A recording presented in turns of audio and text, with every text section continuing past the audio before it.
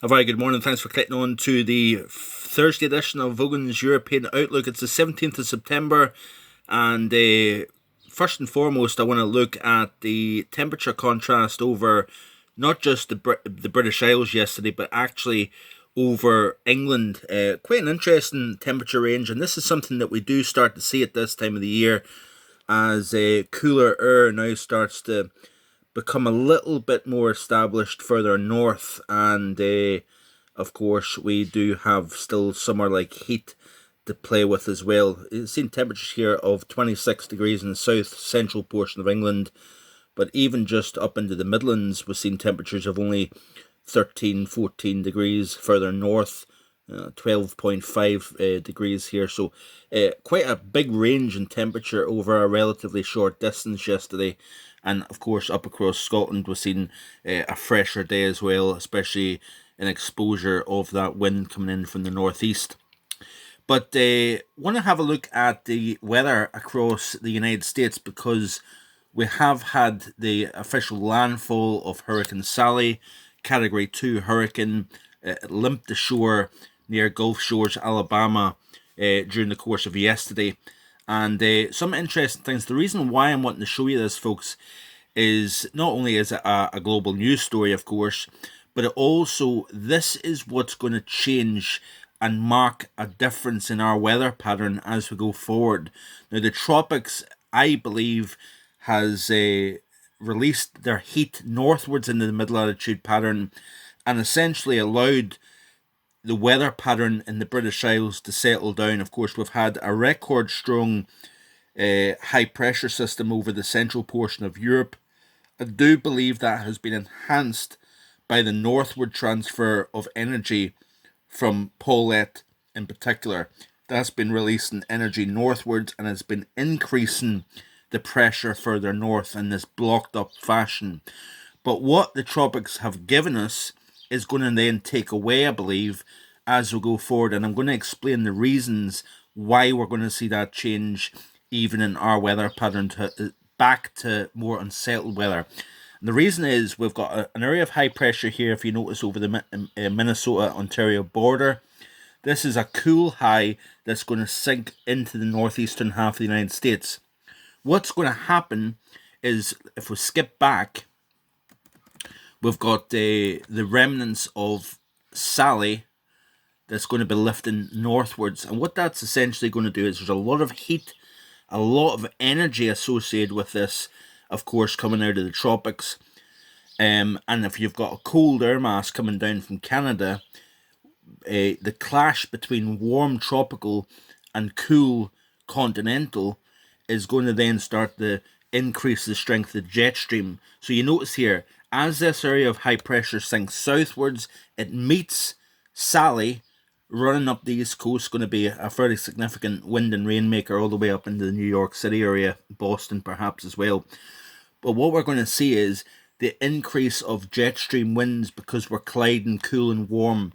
And of course that allows the jet stream to really strengthen.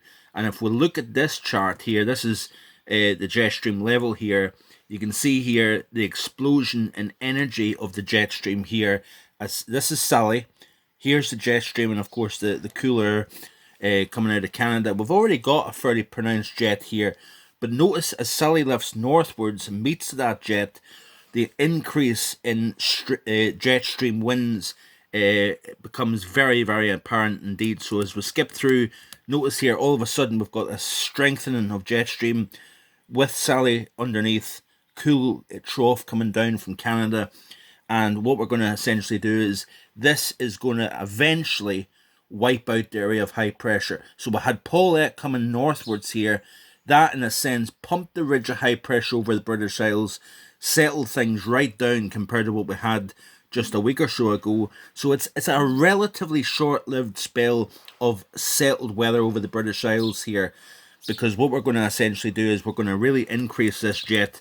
It's going to push up towards Iceland, but still that area of high pressure still tries to hold on. It tries to resist the strength of the jet, but eventually the jet will win out and suppress the area of high pressure further south here. So as we go through this weekend, fairly settled. We've got a weak frontal system on the north coast of Scotland. We've got an area of low pressure over the Bay of Biscay that's going to try and push wind and rain into the southern half of the British Isles. The frontal system that's to the north is a fairly weak affair. It's only got some cloud and showery rain activity associated with it. What that's going to do is it's going to eventually sink south and become literally a non-feature. But eventually what this is going to do, if you watch as I play through the loop, you can see here the strong jet stream eventually wins out, suppresses the area of high pressure back towards the Mediterranean, and we've got low pressure back in control with a very strong jet stream. If you notice, very warm air here associated with the mid-Atlantic ridge. We've got a very cold pool of air to the north, and of course in between you've got a strong jet. But notice here how it basically wipes out the high, and we replace high pressure with low pressure once again. And I think that is going to take us through the remainder of September here. You notice here we've even got a dip to the south. We've got cooler air back in place once again.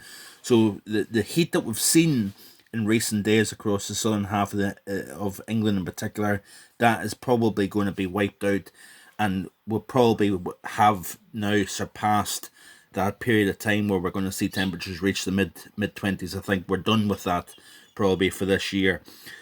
So it looks as if we are going to see the tropics initially give us the fine, dry, warm weather. Now it's given us the return of more unsettled, low-pressure weather as we go through. It just basically, it's a difference between an area of low pressure, a tropical area of low pressure running northwards, and the difference further west over the continent, merging with that contrast between warm and cold over North America with increased jet stream. So it's just the general behavior of these tropical systems as they lift north, where they lift north, really determines exactly what kind of weather pattern we're going to see here across the British Isles. Of course, we've seen record-breaking heat across the continent. We've seen, I believe, the Netherlands, Belgium, central portions of Europe seeing this warmest September day on record, mid-30s, basically unheard of across parts of the continent. We've seen that over the last few days. That will eventually become a distant memory as well. Hope you have a great day, and I'll be back in the next few days with more. Bye for now.